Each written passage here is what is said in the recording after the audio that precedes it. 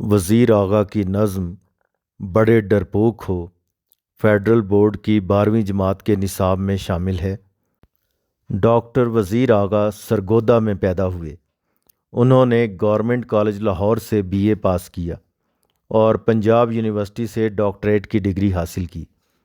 وزیر آغا زمانہ طالب علمی سے ہی محمد دین تاثیر، میرا جی اور نون میم راشد سے متاثر ہو کر اردو شاعری کی طرف متوجہ ہوئے۔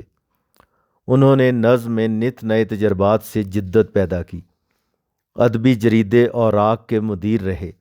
یہ جریدہ اپنے تحقیقی اور تنقیدی مضامین کی وجہ سے ادبی حلقوں میں نہایت تحسین کی نگاہ سے دیکھا جاتا ہے۔ وزیر آغا اپنے منفرد اور جدید تنقیدی نظریات کی وجہ سے اردو ادبی دنیا میں معتبر مانے جاتے ہیں۔ وہ بطور شاعر، نقاد اور صحافی ایک قابل قدر مقام رکھتے ہیں، لیکن ان کی ایک اور خصوصیت ان کی انشائیہ نگاری بھی ہے۔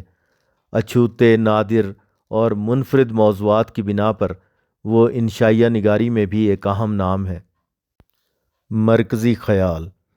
اس نظم بڑے ڈرپوک ہو میں وزیر آغا نے ستاروں اور سورج کا موازنہ کیا ہے اور واضح کیا ہے کہ ستارے تعداد میں زیادہ ہونے کے باوجود بھی اکیلے سورج سے ڈرتے ہیں۔ لہٰذا ہمیں اس مثال سے یہ سبق سیکھنا چاہیے کہ کامیابی ہمت، حوصلے اور ڈٹ کر مقابلہ کرنے سے ملتی ہے، نہ کہ تعداد کے کم یا زیادہ ہونے سے۔ اگر انسان تنہا بھی حوصلے اور ہمت سے کھڑا ہو جائے تو کامیابی قدم چومتی ہے۔ نظم کا خلاصہ۔ وزیر آغا کی نظم بڑے ڈرپوک ہو آزاد نظم ہے، جس میں وہ ستاروں کو مخاطب کرتے ہوئے کہہ رہے ہیں کہ ستارے ڈرپوک ہوتے ہیں کیونکہ وہ ضرورت کے وقت نظر آتے ہیں۔ کبھی وہ بھیگے بادلوں کی اوٹ سے دکھائی دیتے ہیں تو کبھی خود پر چاند کی روشنی کی چادر لپیٹ لیتے ہیں۔ آسمان پر میخوں کی صورت تاریکی میں پیوست نظر آتے ہیں، نہ جیتے ہیں نہ مرتے ہیں۔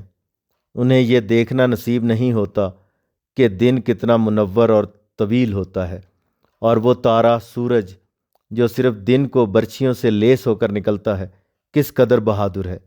وہ تنے تنہا خوشی اور غمی کی سرحدوں کو بے خوف و خطر پار کرتا چلا جاتا ہے اور آخر کار شام کے ہنگامے میں اپنی منزل پر جا پہنچتا ہے۔ بڑے ڈرپوک ہو ایک آزاد نظم ہے۔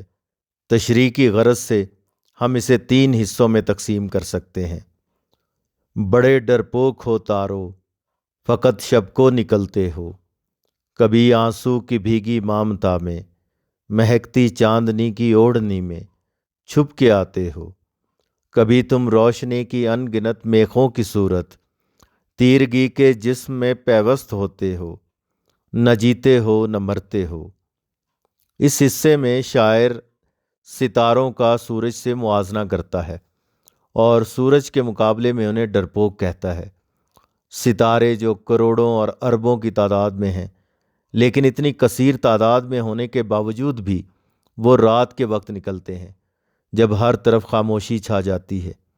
اپنی کثیر تعداد کے باوجود وہ تاریکی کو شکست نہیں دے پاتے، جبکہ سورج بہادر اور جری ہے۔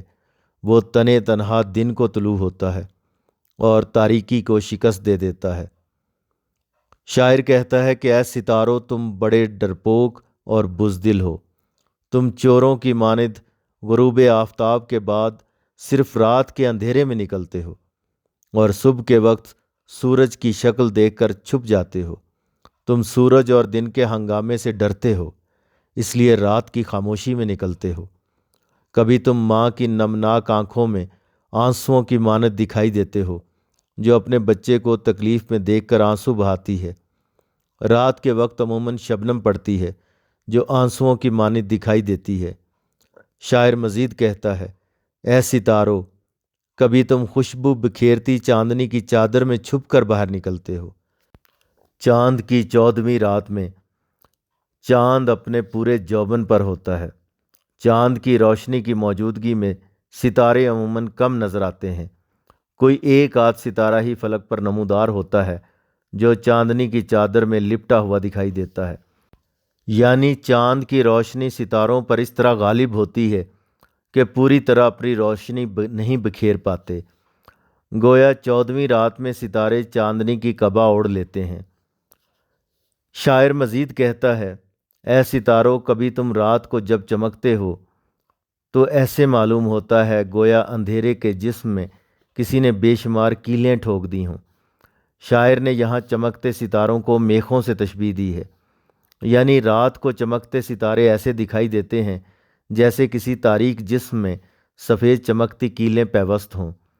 شاعر مزید کہتا ہے کہ اے ستاروں، تم روز ازل سے اسی طرح چمک رہے ہو، صبح کو چھپ جاتے ہو اور رات کو پھر سے نکل آتے ہو، نہ جیتے ہو نہ مرتے ہو، یعنی نہ پوری طرح سے چھپتے ہو اور نہ پوری طرح سے باہر آتے ہو۔ شاعر نے یہاں صنعت حسن تعلیل کا بڑی خوبصورتی سے استعمال کیا ہے۔ حسن تعلیل کے تحت شاعر کسی واقعے کی ایسی علت یا وجہ بیان کرتا ہے جو حقیقت میں تو نہیں ہوتی لیکن خوبصورت اور متاثر کن ہوتی ہے۔ اگرچہ ستارے دن کے وقت بھی موجود ہوتے ہیں، البتہ سورج کی روشنی کی وجہ سے نظر نہیں آتے، لیکن شاعر کہتا ہے کہ ستارے ڈرپوک ہیں، اس لیے وہ سورج سے ڈر کر چھپ جاتے ہیں اور صرف رات کی روشنی میں باہر نکلتے ہیں۔ شاعر دراصل یہ پیغام دینا چاہتا ہے کہ بہادر لوگ حالات کا مقابلہ کرنے سے نہیں گھبراتے، خواہ وہ تنہا ہی کیوں نہ ہوں، جبکہ بزدل اور ڈرپوک لوگ کثرت میں ہونے کے باوجود حالات کی سختیوں اور شدت سے گھبرا جاتے ہیں اور خود کو حالات کے سپرد کر دیتے ہیں یا مصلحت کا لبادہ اوڑھ کر راہ فرار اختیار کر لیتے ہیں۔ ان کے ارادوں میں استحکام نہیں ہوتا، وہ ہمیشہ متزلزل رہتے ہیں۔ بقول حفیظ جالندھری، ارادے باندھتا ہوں، سوچتا ہوں، توڑ دیتا ہوں، کہیں ایسا نہ ہو جائے، کہیں ویسا نہ ہو جائے۔ دوسرا حصہ۔ بڑے ڈرپوک ہو تارو، کبھی دیکھا نہیں تم نے کہ دن کتنا منور کس قدر بے انت ہوتا ہے۔ کبھی دیکھا نہیں تم نے وہ تارا جو فقط دن کو نکلتا ہے۔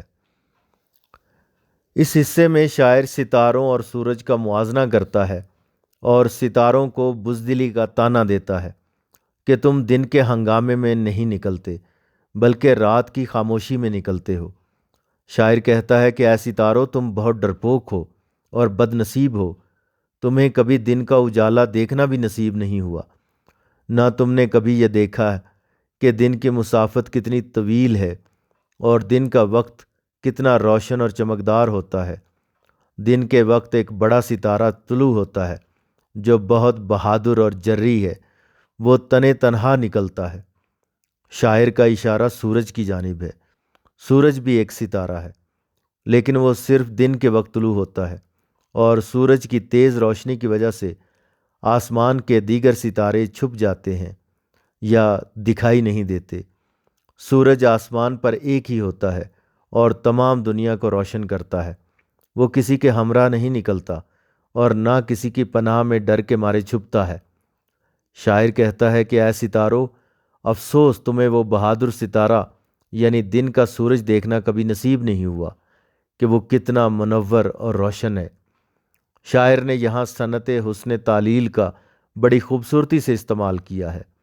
ستارے دن کے وقت بھی موجود ہوتے ہیں لیکن سورج کی تیز روشنی کی وجہ سے نظر نہیں آتے۔ شاعر کہتا ہے کہ ستارے ڈرپوک اور بزدل ہیں، وہ سورج کے ڈر کے سے چھپ جاتے ہیں اور صرف رات کی خاموشی میں باہر نکلتے ہیں۔ دوسرا پہلو یہ ہے کہ شاعر یہ پیغام دیتا ہے کہ بہادر شخص تنے تنہا ہو کر بھی مشکل حالات اور مصائب سے ڈر کر نہیں چھپتا بلکہ ڈٹ کر ان کا مقابلہ کرتا ہے اور بالآخر تنہا ہونے کے باوجود ان پر غالب آ جاتا ہے۔ بقول شاعر، ہم وہ نہیں کہ جو حالات سے ڈر جاتے ہیں، بات کرتے ہیں تو پھر بات پہ مر جاتے ہیں۔ تیسرا حصہ۔ چمکتی برچھیوں سے لیس ہو کر، ایک سنہرا گرز اپنے ہاتھ میں لے کر، بہادر سورما تنہا گزرتا ہے، افق کی قوس سے، غم کی خوشی کی سرحدوں سے بے خطر بڑھتا چلا جاتا ہے۔ آخر شام کے کوہرام میں منزل پہ اپنی جا پہنچتا ہے۔ بڑے ڈرپوک ہو تارو، فقط شب کو نکلتے ہو۔ سورما کا مطلب ہے بہادر، جری، افق آسمان کا کنارہ، اور قوس کمان، نیم دائرہ، کوہرام شورغل۔ اس حصے میں شاعر سورج کی شجاعت اور بہادری کو بیان کرتا ہے۔ شاعر کہتا ہے کہ وہ بہادر اور جری چمکدار برچھیوں سے مسلح ہو کر ہاتھ میں ایک طلائی گرز لیے تنہے تنہا فلک کے قوس نما کنارے سے نمودار ہوتا ہے، جیسے کوئی بہادر جنگجو اسلحہ سے لیس ہو کر میدان کارزار میں داخل ہوتا ہے۔ شاعر نے یہاں سورج کی روشن کرنوں کو چمکتی برچھیوں اور سورج کی گولائی کو سنہرے گرز سے تشبیہ دی ہے۔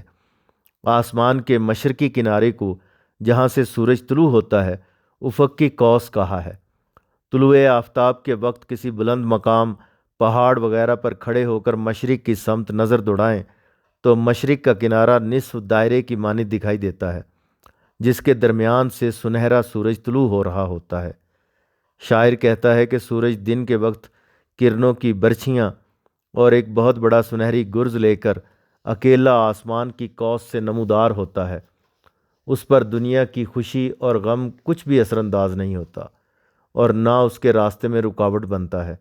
وہ بہادر جنگجو کی طرح بے خوف و خطر آگے بڑھتا چلا جاتا ہے اور آخر کار شام کے ہنگامے میں اپنی منزل یعنی مغربی افق میں جا پہنچتا ہے۔ بقول شاعر، اپنی منزل کو پا ہی لیتے ہیں جن کو عادت نہ ہو سہاروں کی۔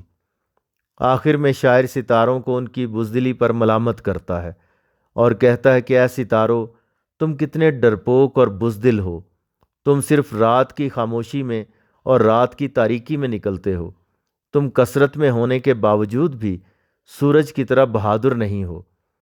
دوسرا پہلو یہ ہے کہ شاعر پیغام دینا چاہتا ہے کہ بہادر شخص کو کسی کا خوف نہیں ہوتا، وہ کٹھن حالات سے نہیں گھبراتا اور نہ تنہا ہونے سے گھبراتا ہے، بلکہ اکیلا ہونے کے باوجود خود اعتمادی سے بے خوف و خطر ڈٹ کر حالات کا مقابلہ کرتا ہے، اپنی صلاحیتوں سے دنیا کو نفع پہنچاتا ہے۔